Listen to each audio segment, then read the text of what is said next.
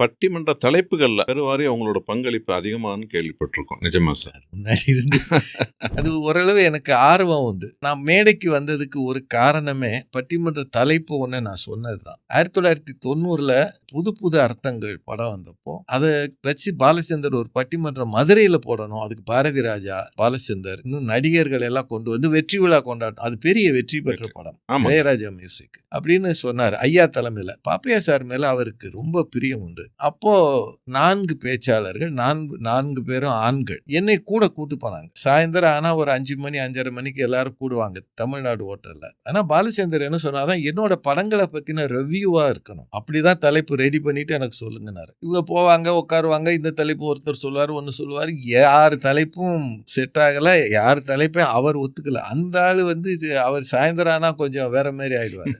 அவர் என்னங்கய்யா ஒன்றும் வரமாட்டேங்குது, டைரக்டர் கேட்டுக்கிட்டே இருக்காருயா அப்படின்னு இருந்தாரு. நான் அப்ப மெல்ல சொன்னேன், எனக்கு ஒரு தலைப்பு தோணுது சொல்லவான்னு. பாலச்சந்தரின் புது புது அர்த்தங்கள், பழைய பல்லவியா புதிய ராகம் அப்படின்னு போறோம். உடனே அவர் சந்தோஷமாயிட்டார். சரி ஐயா அது நல்லா இருக்கப்பா அப்படின்னு. அந்த டிஸ்ட்ரிபியூட்டர் லைட்னிங் கால் போட்டு தற்செயலா பாலச்சந்தர் லைன்ல கிடைச்சாரு. அவர் சொன்னனே இதுதான் தலைப்புன்னு அவர் சொல்லிட்டாரு.